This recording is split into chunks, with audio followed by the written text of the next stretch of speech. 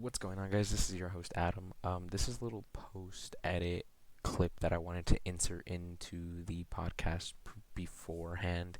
Just wanted to let you guys know that the audio is a little choppy throughout the entire podcast, so I really do apologize if you do listen to the entire thing.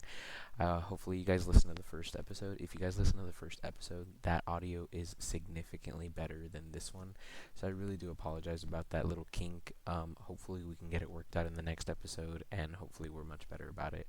But if you are still listening, I really hope you do enjoy, and thank you so much for sticking around, and I hope you guys enjoy.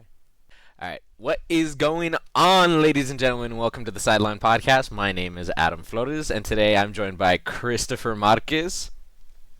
What's good? What's good? What's good? What's good? What's good? Thank How you we for. feeling today, boys? We're doing good. We're doing good. Thank you for joining me again, Chris. Today we're going to be getting into a few things, including an NBA All-Star recap, Mac McClung being a three-peat dunk contest winner, and a little bit of AFC North as well as AFC West breakdown. Let's start it out with an NBA All-Star recap. Chris, what did you think about the NBA All-Star game? The games actually, since it was a mini tournament. Games. Was not too impressed with the new format. I felt like the team that was made up of the Rising Stars was never gonna win anything, especially because you had a team that had KD. Well, LeBron didn't even play, but KD, LeBron, Steph, Kyrie, James Harden, um, Jason Tatum, all on one team. There's no way that a team like that should ever lose to anybody, really. So, I mean, I like the idea of them trying to revamp it and make it different. But sometimes, like, it's best to just have these best players going at each other for a full game, not just like these little short games to 40. But at the same time, I've never seen like teams score 40 points that fast. Like that was crazy as well. No, yeah, they're scoring 40 points in a matter of 5 minutes. It's over and done with. But the thing I didn't like about the All Star game is that you got 100 minutes of commercials and it was like 5 minutes of gameplay. It felt like Oh yeah, that was bad. I Like was it was. just to start, it was like I was like about to give up on everything, and then there was like this huge break where they honored the TNT broadcast, Oh man, and that was so bad. that was like in the middle of the last game, and Yeah. it took forever, dude, and it made me want to do a bunch of this cracking the beats. But yeah, dude, it was I don't know. I mean, I feel like they shouldn't have had that much promotion, and they should have just focused more on the game. But that's just how I feel. Cheers, by the way.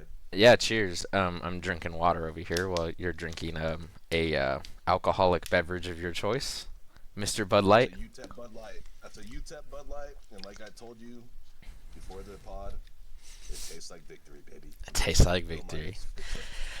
Oh man, yeah. I don't know about that All Star game. It was a little out there for sure. It was a different format. We were kind of excited about it, but it was a definitely a letdown for sure. Nothing too crazy. Nothing we haven't seen before. I feel You know like. what was funny is that Draymond Green was just on the telecast, just bashing the whole thing. He's just Yeah. like unapologetically just like hating on everything, and then he's like, "By the way, we got Jimmy Butler. We're winning another championship." We're winning another. Yeah, I don't. I think rightfully so though, because it needs to come from the players themselves telling Adam Silver, hey, let's get Yeah, things rolling. Not any of this NFL, Pro Bowl, flag football games, that they got going on over there. It's the same that's thing. very much right. That's very much what it felt like almost. Yeah, I completely agree. But on that note, Mac McClung is a three-peat dunk contest winner. So although we didn't see a three-peat from the Chiefs this year, we did see a three-peat, and that was Mac McClung winning the dunk contest. Do you think he really deserved it, or do you think it was just completely biased? Do you want my honest opinion? Yeah. I want your honest opinion. I don't want the political answer.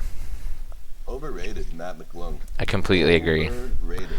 And the reason well, and maybe it's not him. Maybe it's just the the dunk contest in general is just overrated to me. I mean, you can only put the ball in the hole so many different ways. You know what I mean? Yeah. And so, like, instead of like, I think they just need to get rid of the dunk contest because not even the best dunkers are in there. Like, Like there's no Giannis, there's no like certain guys that are like that you would love to see participate in a dunk contest. But I think what they should do is just get rid of that and do like a one-on-one thing and have these guys. Imagine seeing like Kyrie and Wemby go at it for like a game Yeah, of 21. Like that'd be exactly. And crazy. everybody wants to see like either that, like a game of 21, or like King of the Court. Like a King of the Court would be so cool. Like you see Yeah, Giannis just take the court against you got Kyrie and Wemby and Curry. Like you got all these shooters, and then you got like a bunch of different people that can go up to the bucket and drive on someone like Giannis.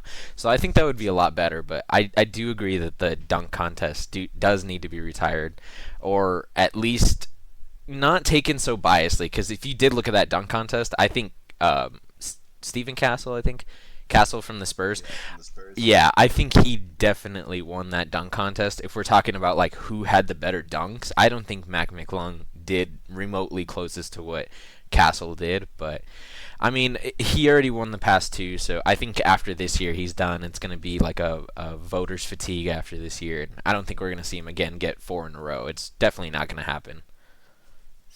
Yeah, yeah, I would be like very, very, very, very surprised if that happened. But I mean, he did like that one dunk where he dunked like two balls at the same time somehow. Like I didn't even know that was physically possible. But shout out white people for jumping so high. Hey man, white men can jump.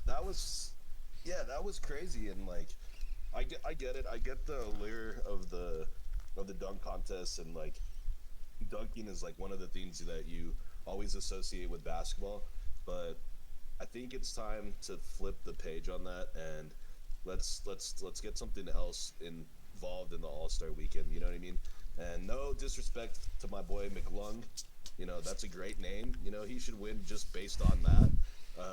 But I think he needs to actually play some NBA games, because I think he's on the Orlando roster, but he never even plays. So it's like Yeah. All Star Weekend, you have a guy that never even plays and he's winning your dunk contest. I don't know. It's just weird. No, I agree. I I could be mean, wrong, you have someone like but it's Mac just weird. McClung out there, but you don't have someone like Ja Morant, who's one of the best Right, dunkers in the game right now. It's right. just I don't think And it's he right. actually plays. Exactly. So, He actually plays. Or you know what like I mean? get Anthony Edwards in there. You don't have Anthony Edwards. You don't have John Morant. Those are two of the most prolific dunkers right now in the league. I mean, obviously you had Vince Carter back in the day, but he's not around no more. So moving Yeah, on yeah, to yeah. I How don't come know. people aren't putting their hold on? How come people aren't putting their elbows in the basket anymore? Like Vince Carter was like, this is mine. Nobody else can do it, and everyone's like, you know what, Vince? Respect, brother. I'm not doing that. Respect. Well, I don't know if you saw that one. It was like 3 years ago or 4 years ago when they were in the bubble, I think. And I don't know who it was that dunked, and he put his whole arm in there and took a note out, and then he had a Oh yeah, he had the yeah, score on it. I was like, that was horrible. Like that was an embarrassing dunk. That was yeah. embarrassing. Moving And on how can to you? Wemby out for the season. What do you think about that with Right, the blood right, clots? I yeah. don't know if you heard about that. I think this is more precautionary than anything, and I also think it's part of like San Antonio's not going to do anything this year, regardless of the trade with De'Aaron Fox, and um, he's not fully he's not fully healthy either. So I think as a front office, you have to make a decision. Let's sit some of these guys. Let's sit Wemby. Let's get Fox back 100% healthy. Let's kind of tank it here at the end, and let's add another lottery pick to a roster that is already pretty stacked. Plus, whatever they do in free agency, I think the Wembayama thing is more of a, let's sit this one out. Let's get ready for next year, and then we're really going to see the full force of that San Antonio team put together. Like I said, with whatever additions they make in the offseason. But this is nothing new. We see people get shut down all the time at the end of the season, especially like I said, with teams that are at the bottom of the standings. This is almost to be expected in a way. So it sucks because Wemby was one of like the one guys that was trying like his hardest in the All Star game, and like he actually like I mean for him it was a big deal playing with all those guys his first year in the league. Um, so it sucks that we won't be seeing him anymore, and we won't get double doubles and triple doubles every night like he was putting up. But we'll look forward to seeing him next year. Yeah, a lot of people are actually comparing it to the previous situation that happened in San Antonio where David Robinson got injured. They got a lotto pick and they ended up picking up Tim Duncan, who ended up being one of the most prolific players in San Antonio. And then they ended up winning multiple championships. Do you think it's a possibility that they, like you said, that they do tank the season and then next year, if they bring Chris Paul back, they got a team of Chris Paul, De'Aaron Fox, and then you also have Victor Wembanyama coming back fully healthy, and then you get a lotto pick like Cooper Flag maybe as the number 1 or number 2 overall pick. I mean, I don't know. I don't see anyone else going before Cooper Flag, but if they were to get the number 1 pick, do you think it's a possibility that they run that starting 5 out or the starting 4 out? I don't know. I mean, it's Cooper Flag plays the same position as Wemby pretty much. They're pretty much the same type of player, but I don't know if you can have those two together on one team at the same time. I don't know if that works, and simply just because of the spacing. And these guys are going to occupy the same spots on the floor. They're going to be looking for the same types of shots. I think what you could do instead of maybe taking someone like Cooper Flag is you can move out of that top pick or out of the top 3 and package that for like a true like shooting guard or small forward that they can go and pick up from another team. I think that's more of the move because, like I said, Wemby and Flag together, I don't know if that'll work. That would be like having like kind of like Luka and Kyrie together. Like obviously you saw it didn't work. So I don't know if the Spurs do that, but I think regardless, they just position themselves to get better, whether they take someone like Flag or they trade those picks and those assets and go get somebody else. Yeah, you had mentioned the Kyrie and Luka thing. I mean, I think it did work to a degree. They were to step on each other's toes from time to time, but at the end, they did make it to the finals last year. So, I mean, at the end, if they get it to make it work, then maybe they get a championship out of something like that, you know? Yeah, but I mean, you really only define success in the NBA by winning a championship, and if you don't, then it didn't work, and it didn't work because now they're not even on the same team anymore. Which I think the biggest part of the Luka thing is that Dallas, I felt, already has inclination that he's not going to re-sign there, and that's because of the talks with his agents or whatever the case may be. The front office knew that, and that is why they go and they trade him. Because you know that he's not coming back. You're going to lose him for nothing. So in this scenario, at least you get Anthony Davis out of it, right?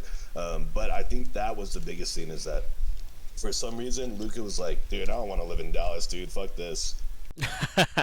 Yeah, I don't know. I mean, he did buy I think it was like an 18 or 20 million dollar house there that he signed off on, and then boom, next week he got traded, and he was a little butthurt about it. But I mean, that's the NBA. I'm sure he can buy more than one house. I'm sure he can. Yeah, he's got a $300 million contract.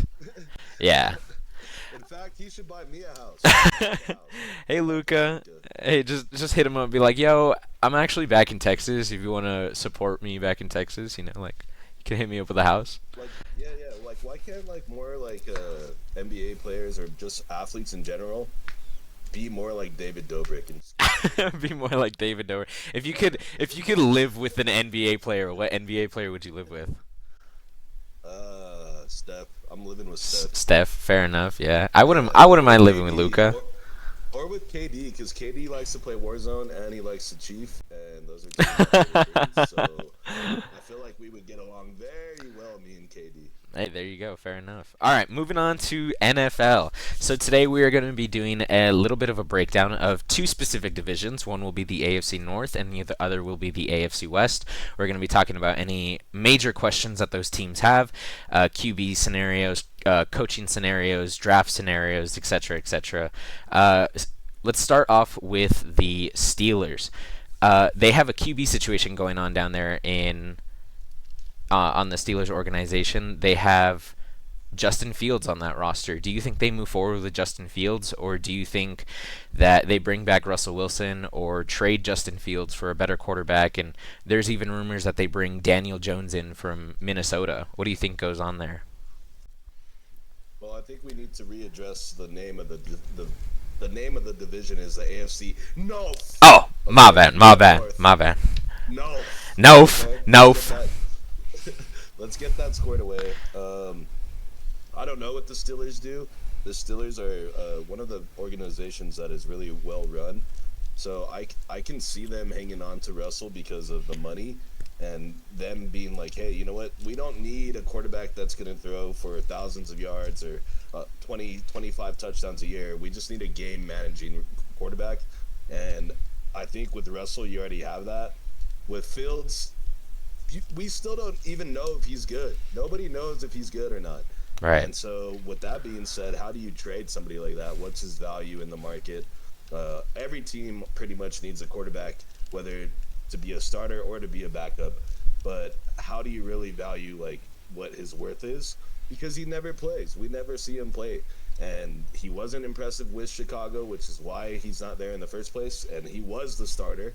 And now he's, riding the bench here in Pittsburgh. But like I said, the organization's going to make the right call. But I don't necessarily see Fields being the starter going forward for the Steelers.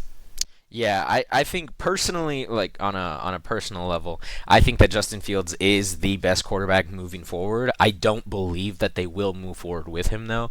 I think they're gonna pick up either a veteran quarterback or I don't really see them drafting another quarterback. Kenny Pickett didn't work out, Mason Rudolph didn't work out, and those are two draft picks in previous years. That they picked up and it just didn't work out. So those are one of those teams where they're always going to have a great defense if they have Mike Tomlin around. But I don't think that they're going to go and draft another quarterback. I think they bring in a veteran quarterback. And speaking of Mike Tomlin, do you think Mike Tomlin stays around, or do you think the organization is going to be like, you know what, you're good enough to get us to 9 wins every season, but you're not good enough to win us a championship? Do you think they move on from him in the near future?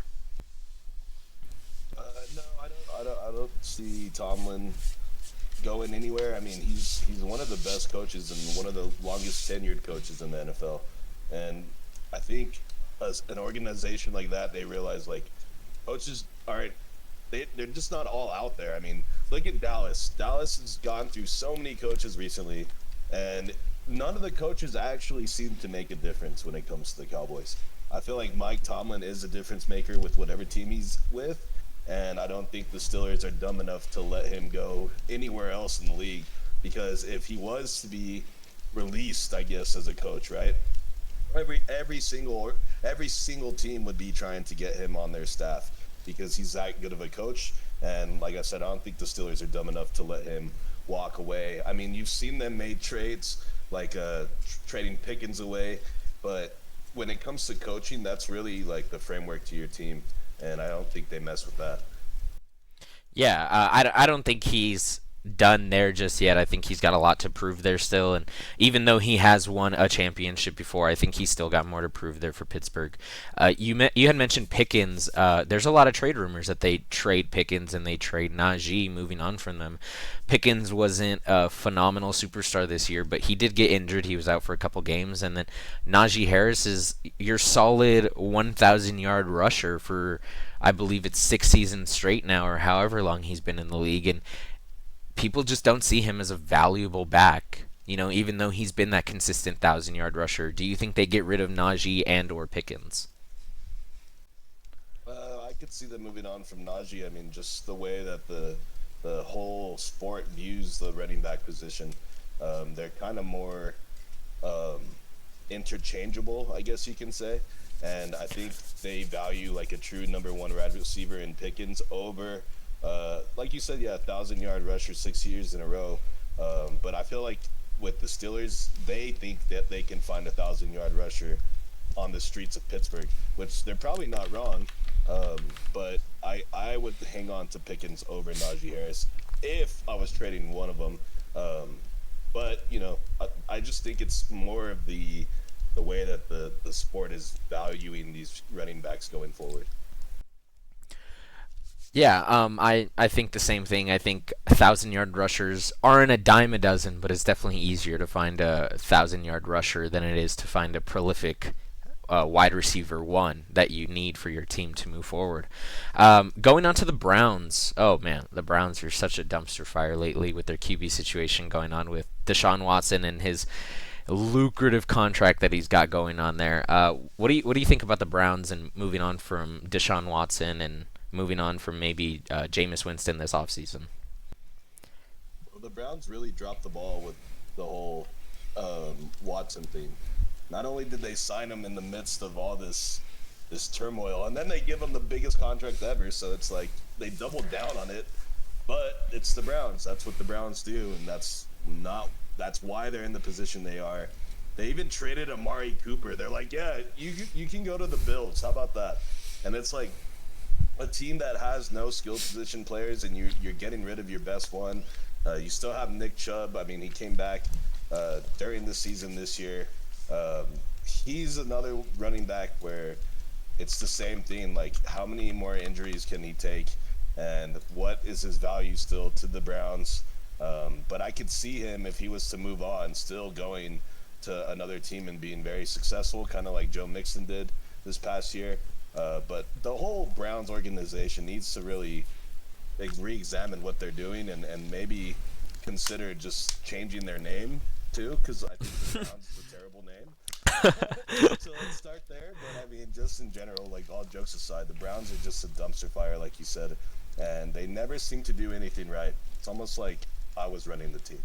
Yeah, I mean, Nick Chubb is such a great running back. You know, he had just under 1,000 yards his rookie season. After that, every season was over 1,000 easily. And then last year, you saw that he had that gruesome leg injury, and this year he came back late into the season. He did play 8 games, but he only put up. Can you guess how many yards he put up this season in 8 games?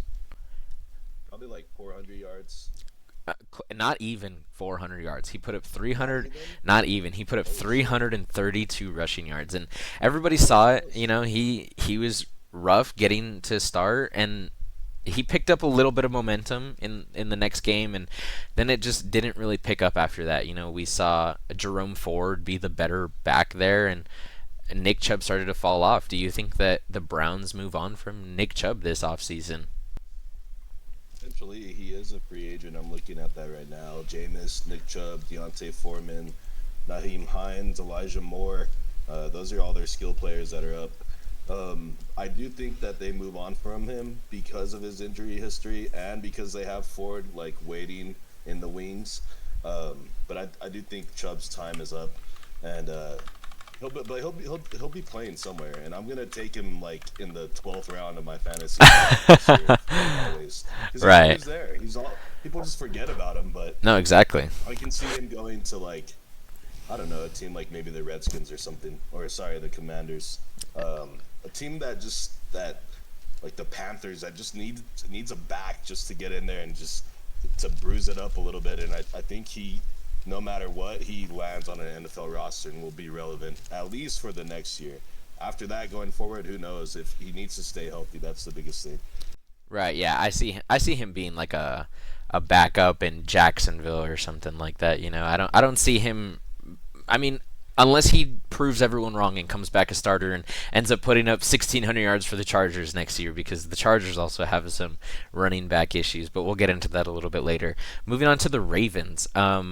There's rumors that they might acquire Devonte Adams and a true wide receiver one. They do have Zay Flowers, and Zay Flowers was great this year. He was a Pro Bowler, but unfortunately he had that late season leg injury, and we didn't see him throughout the playoffs, and then he didn't end up showing up for the Pro Bowl. Do you think that the Ravens go and acquire a true wide receiver one like Devonte Adams? I don't think they need to. I think Rashad Bateman is good enough as well. So I think they're okay. I think they can focus on maybe getting some more protection for Lamar Jackson. They also had Nelson Aguilar on the roster. We didn't see really much of him, and they acquired Deontay Johnson during the year. He's actually a free agent going forward. So I don't know if they. I mean, low hanging fruit, Devontae Adams, right? Everybody knows that um, Aaron Rodgers will not be back with the Jets, so you would think, okay, if anybody wants to move away from their current situation, Devontae Adams is going to be one of the top guys that is trying to get out of his situation, and I don't blame him. I wouldn't want to play for the Jets. The Jets are a terrible, terrible franchise, and I don't know why am I just hating on the Jets. But anyways, they just not a good run for the Jets recently, but with the departure of Rodgers, it opens the door for Adams also to be either released or for a team to come in and acquire him via trade or something. Yeah, I mean I don't know. I think Rashad Bateman was great, and I also think Nelson Aguilar was solid too this season. Bateman ended up having a lot of the touchdowns. I don't know if you saw that, but I think he had more touchdowns than Zay Flowers did, even though Zay Flowers obviously He had was the top 10. better I think year. he was top 10 in touchdowns for Yeah, wide receivers I this year. mean you might want to fact check that real quick, but I'm not too sure on that. I wouldn't doubt it though. He probably had like 10 receiving touchdowns, and Zay Flowers only had like 5 or something like that. But I think Yeah, us. let me pull this up. Yeah, Go yeah, ahead and keep rambling over there. yeah. I think that the Ravens, it would be a smart decision to go and acquire a true, or maybe not a true wide receiver one, but a proven wide receiver, someone like Amari Cooper for the Bills. You know, he only signed on a 1 year contract over there, and he's a free agent this year, I believe. So if the Ravens can acquire someone like Amari Cooper or someone like Devontae Adams to take the top off and give Zay Flowers that room to work, you know, we saw it with the Commanders this year. Terry McLaurin took the top off for um, De'Ami Brown and there are other smaller receivers that nobody really knows, but Terry McLaurin was able to take the top off, and these other receivers were able to get a lot of the underneath work and still be effective for that quarterback position, even though they're not the true wide receiver one on the team. Speaking of taking the top off, I'm gonna take my top off. Hey, Rashad Bateman is in the top 10, number 10 she. with wide receiver touchdowns this year. He is at number 10. My top is indeed coming off. That You is for sure crazy. gonna see it. It's not good, but Well, I'm glad we're yeah. audio So only. but I don't know why you said take the top off like 5 times in a row. But My anyways, bad, my bad. no, it's just funny. But like Rashad Bateman, like I said, top 10 wide receiver. I don't. I think there's other places on the roster the Ravens could look to improve, and then I think Henry comes back and just stays running at the same level that he was this year, because that guy is an absolute tank, and you don't have to worry about if he's putting in the work in the off season. You can see it from the moment he touches the field on Sundays. So um, that's what I think. And like I said, they have Bateman already. They have Zay Flowers. If they want to re-sign Nelson Aguilar, go ahead. That's a pretty good number 3 wide receiver. I think the Ravens are going to be a-okay.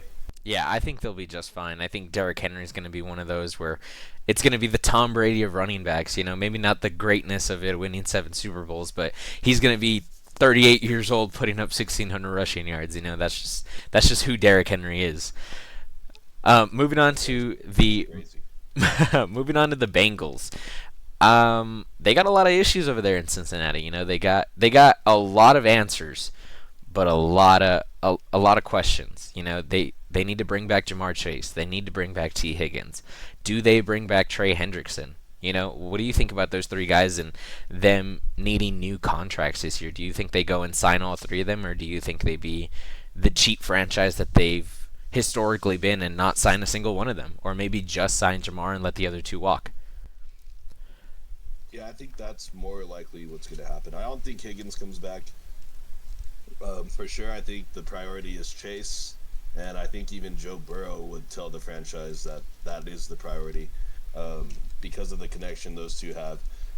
So I think I don't know if they stay as competitive going forward, because they're going to have to start spreading some of that money around. But I don't think people like Higgins or Hendrickson will be the beneficiaries here, because like I said, the role that Jamar Chase plays within the offense and having that true number 1 wide receiver, like you said, to take the fucking top off, is really more valuable than your slot receiver or any other position like that. So the Bengals, I don't know. I feel like their Super Bowl window was open really fast, and it's already closing.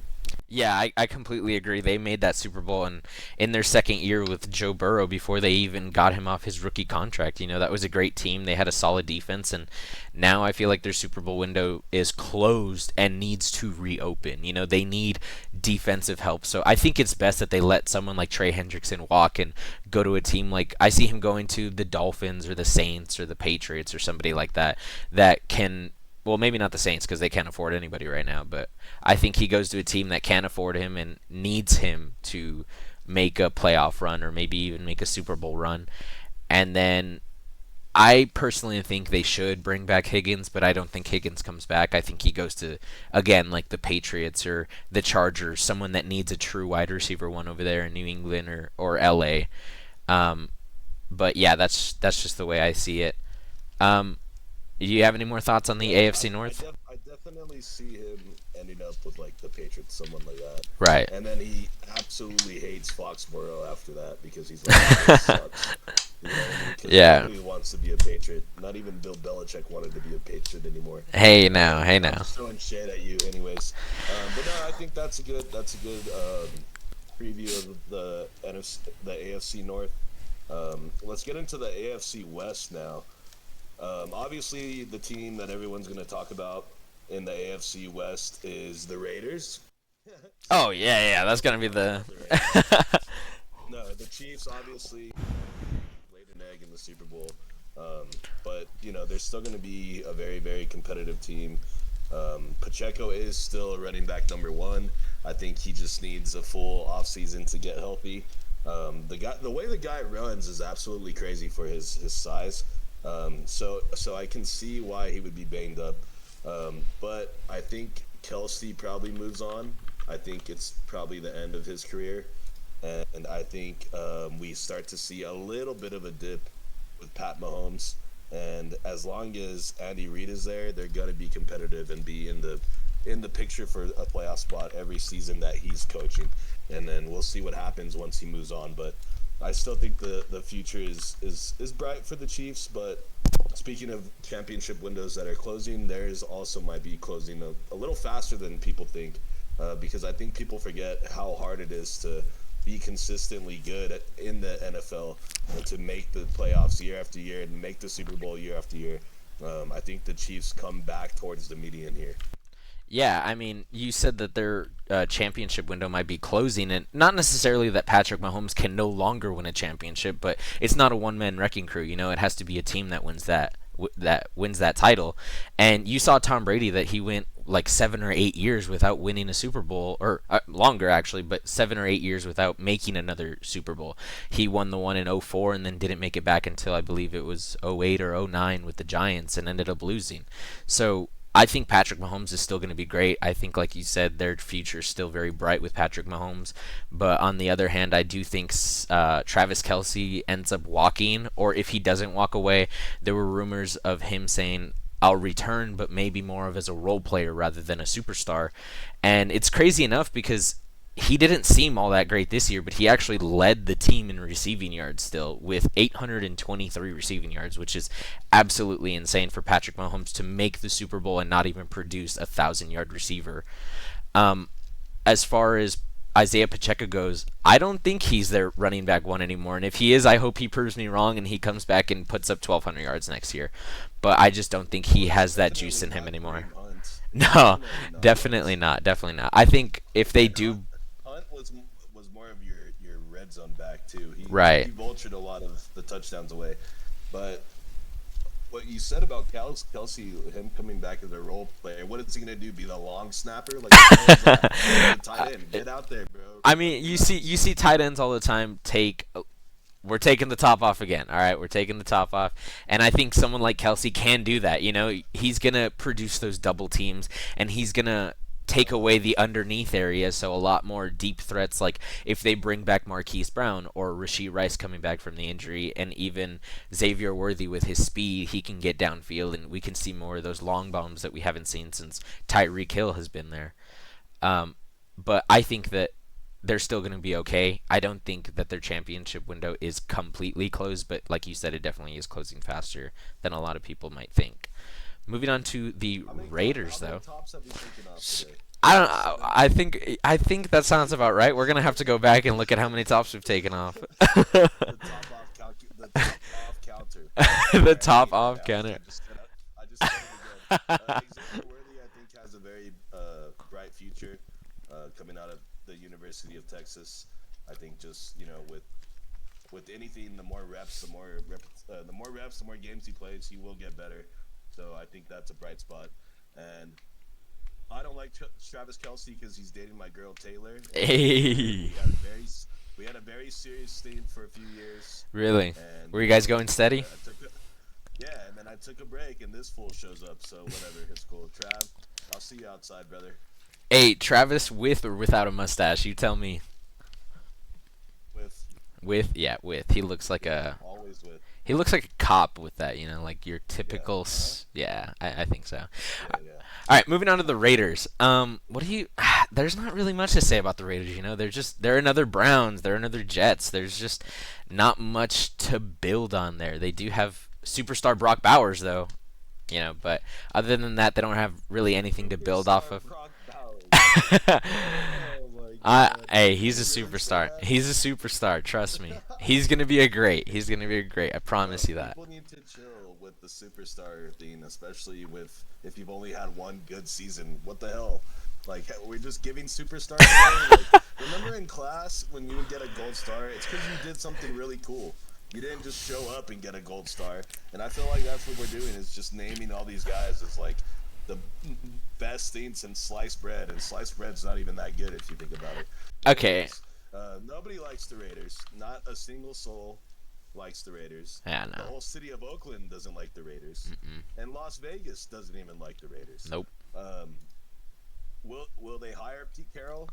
Um, I think they. since they hired Yeah, they did since hire. they hired Pete Carroll, is that going to make a big difference? I don't know. The guy's older than dirt, but I don't know. Like, where do you start with the Raiders? Like, you know what I mean? They let Josh Jacobs walk. Like, that's a big you know piece of the puzzle they had figured out. Devontae Adams, they trade him away to the Jets for nothing. Um, like you said, a very similar franchise to the Browns. I don't have a lot to say about them. Brock Bowers is not a superstar yet, Adam. I don't And know. that's it. I think that Listen. Hear me out. Hear me out. How many receiving yards did Brock Bowers have? Do you know that? I can pull it up. He I'll had act like I know it. he had 6 yards underneath 1,200 yards. Okay, so he had That's a lot of 1,194. yards. That's a lot of yards, 1,200 receiving yards, and he had a quarterback carousel. Not in the offseason, during the season. You had Desmond Yeah, that's Ritter, right. Aiden O'Connell, Gardner Minshew. So when you have guys like that throwing you the ball and you're putting up 1,200 yards, I think that's not an easy feat to overcome. Um, Yeah, but when you're also the only option for them to throw the ball to, why not? Right, fair enough. And I think someone You know like what I mean? I think someone like Pete Carroll can actually scheme around that, and maybe not necessarily make him the only passing option, but nonetheless the focal point of the team. Yeah, the guy had 4 games, 5 games with over 12 targets. Yeah, 12, 14, 16, 14, 13, and then a bunch of 9s and 10s. And so obviously volume is there because they have no one else. So, that's volume can produce a superstar, if you will. But I don't even like you said with all these quarterback carousel that he had. I think being the only competent receiving option on the team is gonna inflate your numbers in a way. Because, like I said, who else is out there for them? Jacoby Myers, Yeah, trash. I mean, yeah, no, he's. I think they'll be okay with him, but he's definitely not the future of the franchise. That's for sure. Moving on to the Broncos, we got the rise of Bo Nix. What do you think about Bo Nix after one season, Mister Superstar Bo Uh, Nix? you see, you don't appreciate it yet. This is exactly what I'm talking about. No, no. I mean, all jokes aside, Bo Nix solid year, right? For a quarterback whose expectations were probably like not even that high. A lot of people probably were not expecting him to perform the way he did. He definitely cost me some parlays during the year, so I may or may not be mad about that. Um, but I don't know. Broncos also kind of like this whole division, besides the Chiefs, is teams that are just underachieving year after year, and teams that we've kind of forgotten about. Russell Wilson, obviously, that whole experiment with Sean Payton and the Broncos obviously did not work, and now they're back to trying to rebuild. But at least they have someone like Bo Nix where they can at least put pieces around him. They got Cortland Sutton on the team too. Um, I forget their running back's name, but he was very inconsistent this whole year as well. So there's that. But like I said, a team that's constantly underachieving in my book, the Denver Broncos. Yeah, I mean, you had mentioned their running backs. It's kind of like, Javonte Williams. yeah, it's kind of like Oakland where they got a running back carousel there. It's like, uh, I forgot the coach's name. What's his name over there? Sean Payton. Sean Payton loves all four running backs on the depth chart. I'm looking at their names right here. It's Javonte Williams, Jaleel McLaughlin, Tyler Bidet, and Audric Estime. And looking back at it, I mean, we played fantasy football together this past year, and I feel like I had every single one of them on my roster at one point, except you having. I think you're the one that had Javonte Williams, and I actually tried picking him up in a trade, which I'm so glad I didn't. You know, but it's just. Yeah, and Javonte is actually he's slated to be a free agent, so we don't even know if he'll be back with the team. But yeah, very inconsistent play out of the running backs. But like I said, that's what happens when if you don't have one running back one and you have multiple running backs that you're using, then you really don't have your solid go-to workhorse back, and that you can kind of see with the Broncos.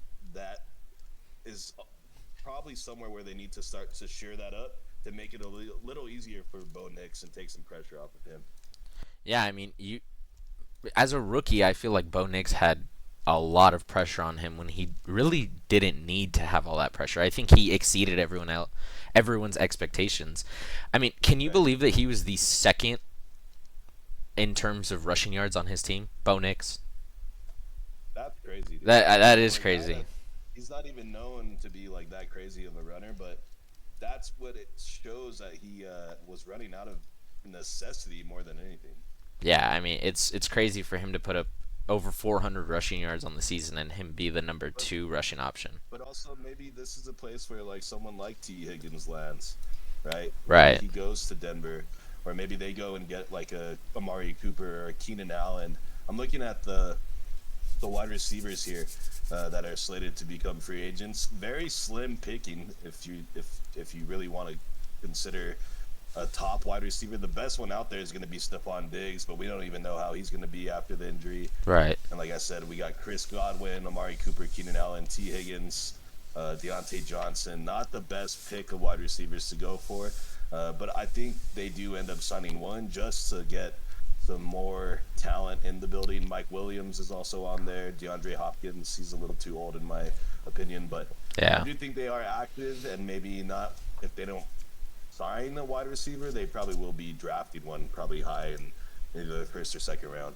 Yeah, I've always been a Cortland Sutton fan, and I'm really glad for him to actually have gotten a lot of work this past season. He got over 1,000 yards for I think only the second time in his career since the beginning, and he had 8 receiving touchdowns, which is fantastic. I think he was a great player this year. I think he was the number one option for Bo Nix, and rightfully so. But like you said, I do think that they go after someone in either the draft or either free agency.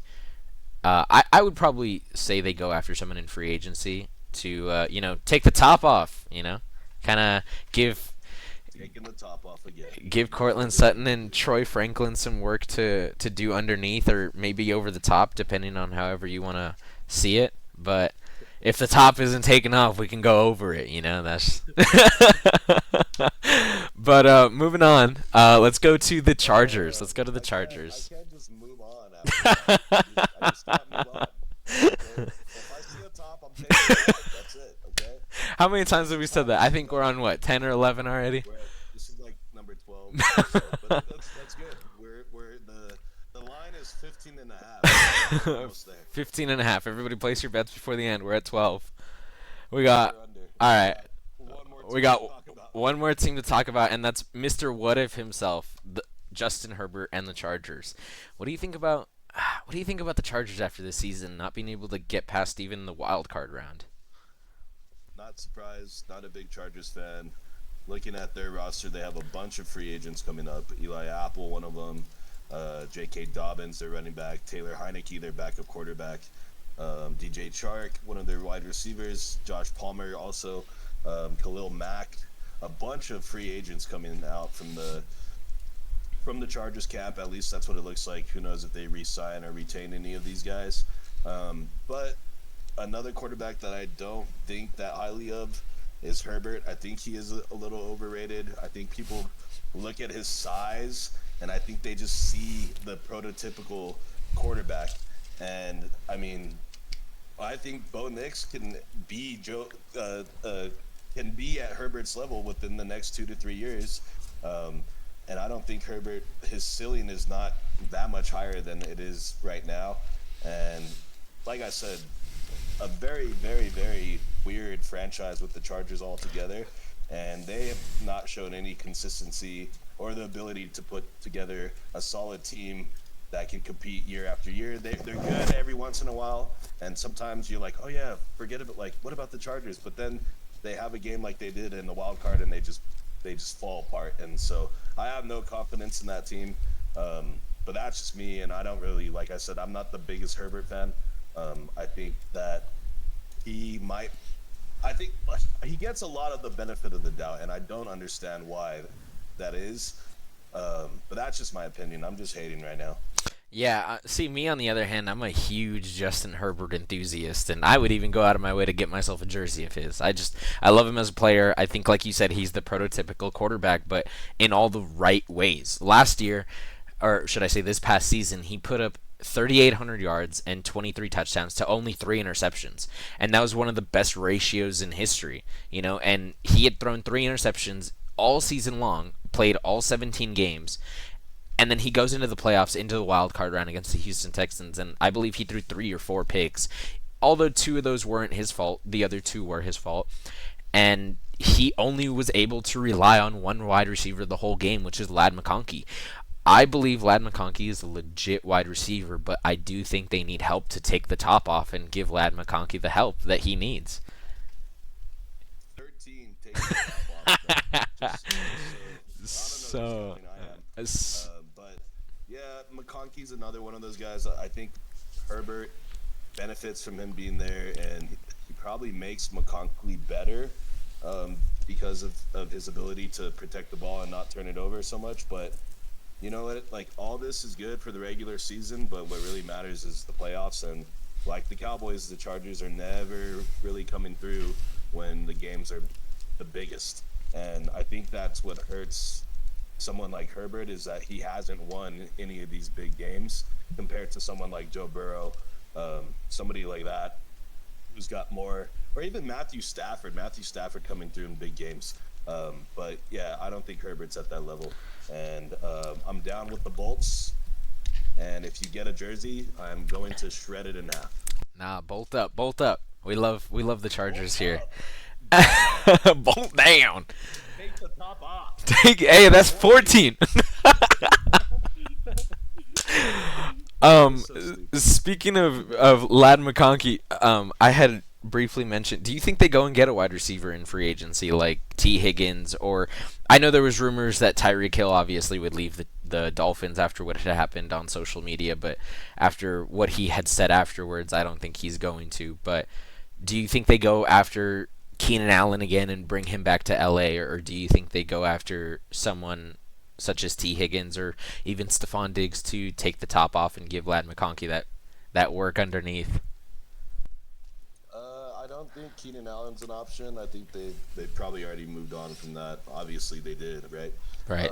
But like I said, I was reading the wide receivers that are slated to become free agents. There's only so many of them that are viable. So it almost seems like most teams, especially in this division, are going to need wide receivers. So the pickings might be slim, but that's why a lot of these teams will turn to the draft to fill those spots, especially at the wide receiver position. So we'll see. But I think with the Chargers, like I said, I don't have a lot of faith in the organization or with the team in itself. But like, I mean, like I said, their free agent list is ridiculous, so they're gonna have money to spend, so they will be active out there. Yeah. I think that just about does it for the AFC West. Do you have any more thoughts on the AFC West? Let's go Cowboys! Hey, let's go Cow. Is their year this year? Not even in the. They're not even in the AFC. I just had to throw it in there. Just like, you gotta let them know. Oh man. Okay, guys, if you are new to this channel, please make sure you follow if you're listening on Spotify. Make sure you subscribe if you're listening on YouTube. Hopefully, we're going to soon be able to get on Apple Podcasts. I'm still working on that. But for now, let's move on to our next segment, sports trivia, to finish it off. If you guys didn't listen to the last episode, we did a little sports trivia where we both ask each other one question about the NFL, and we see if we can get 5 out of the top 10 answers on the board. And whoever gets the most, last episode, we both only got 4 out of 5. So right now our record is 0-0-1. None of us have wins, none of us have losses, but we both are at a tie. And hopefully, let's see, episode 2 can give us a win or a loss. Chris, do you want to start out with your question? Yes, I will start with mine. Before we do that, though, I want to make it clear, Adam, that you are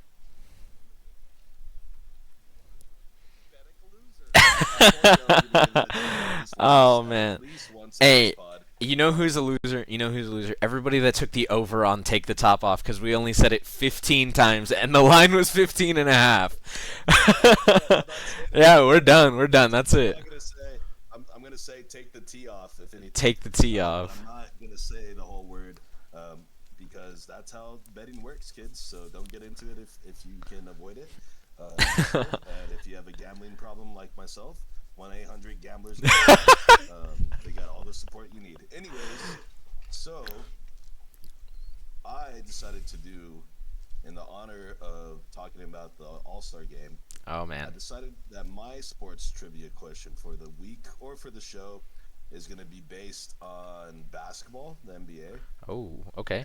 And the question for you, Adam, Oh jeez. I'm kinda is nervous. name the top 10 3-point makers in the NBA right now. Or I guess the 10 players who've made the most 3-point shots this season. This season? Why I worded that so poorly.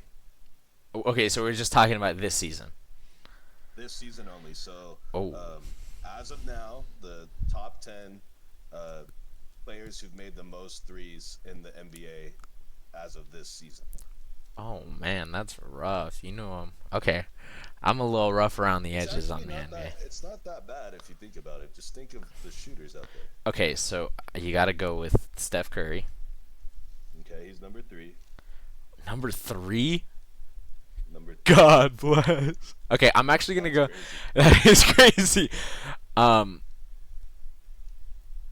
Okay, I'm gonna go with Jason Tatum. Jason Tatum's number 6, correct. Okay, let's go Dame. Dame time. Is Damian Lillard on here? Oh man, did he? He is not. Man, I know he's missed a couple games, but man, okay. This year. That's rough. That's rough. He's actually number 12, so he's Okay. right outside the 10, but he's right there. He's in the neighborhood. He's hanging out. He's thinking about buying a house, but he can't get his loan approved by the bank, so but he's shopping. Okay, let's go. Let's go Kyrie. I feel like he's had some big shoes to fill lately. Kyrie Irving is not. What? So you are. I'm 2 right for now you 4. only have 2, and you got one more guess left. Wow, this is rough. So Okay, well you're. more of the top 10. I'll tell you this: you're definitely gonna win the trivia. I feel like I gotta switch up my question now. Mine's easy compared to this. I felt like this is pretty easy. When I read you the names, you're gonna be like, Okay, yeah, okay, let's go with LeBron. Let's go with LeBron. LeBron James. LeBron. No, What? Damn, you went 0 for 3 there. At the end. Wow. Okay, wait. Can I just like rattle off some names and see if they're on there to make myself look stupid? Yes. All right. I'm gonna go Jaylen Brown. What? Oh man. You are so bad at This is rough. This is rough. Okay. Jalen Brunson.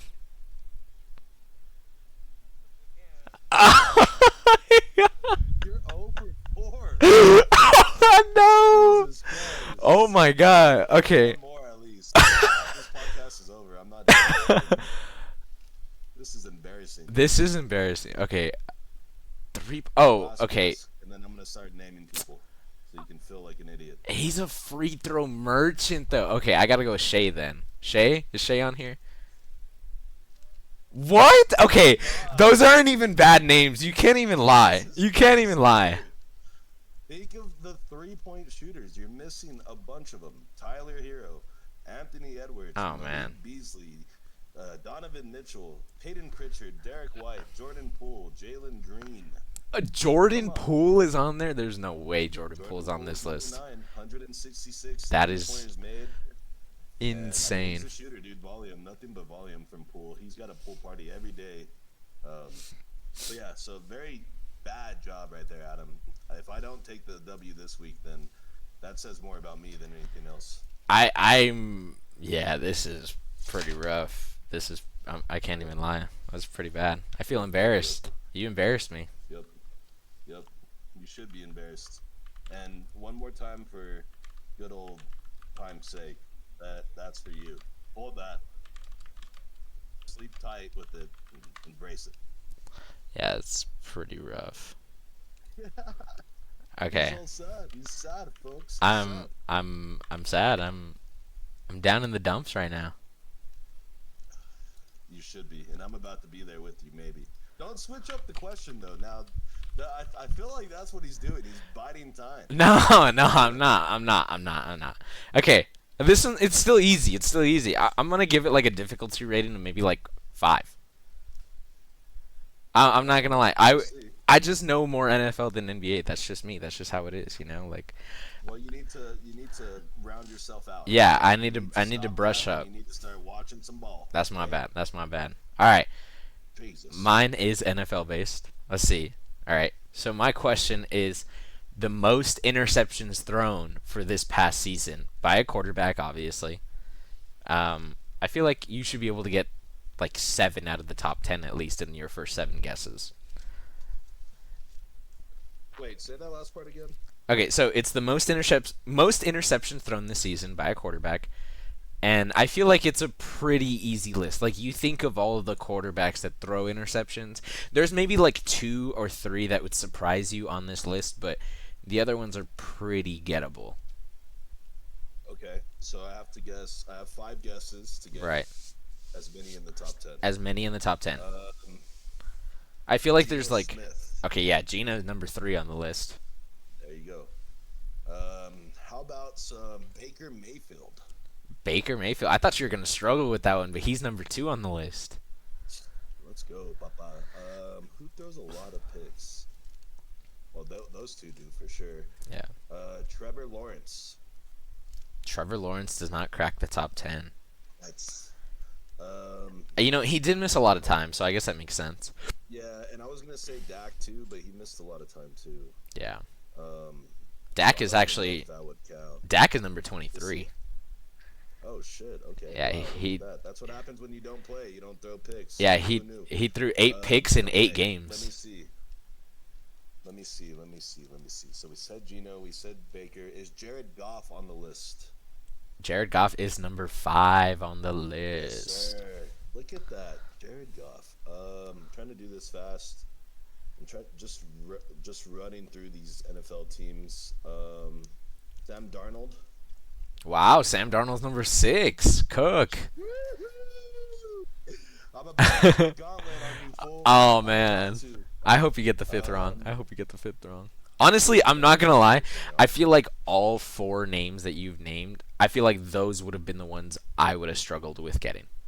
Like the other ones, yeah, the other ones are very gettable, but those would have That's been the crazy. 4 that I would have struggled with. What about C.J. Stroud? CJ Stroud is number 9. Let's go. You win a perfect Let's 5 for 5. go.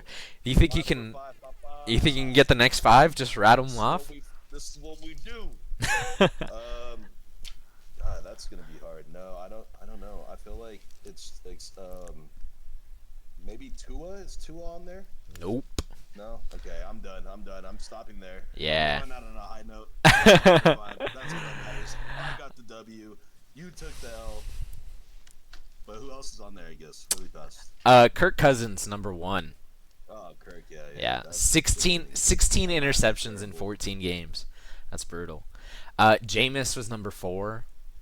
Brock Purdy at number 7, Anthony Richardson at number 8, and Will Levis at number 10. Yep. Sounds about white to me. Yeah. Some honorable mentions at 10 and or 11 and 12 is Bo Nix and Aaron Rodgers. That's crazy. I can't believe I got 5 in a row. You should be ashamed of yourself. I should be ashamed of myself. After this, I'm gonna go brush up on my NBA trivia, and I think that'll just about do it for this episode. You got anything else to say? Not really, dude. Thank you again for having me on. This was fun. I liked the very first one we did. For it being our first episode, we kind of just jumped in there and threw shit at the wall and just to see what would stick. But I always have a good time doing these. I got the W. You did. Let the record show that, and I'm gonna rub that in your face every day until we do this again. Other than that, Adam, thank you again. Thank you guys for listening to us, the Sideline Podcast, and make sure to subscribe. Yep, like I said, thank you guys. Whatever you're listening on, make sure you follow, make sure you subscribe, make sure you turn those notifications on, and please, everybody, keep your tops on. Thank you guys for joining us, and we will see you next time. Peace.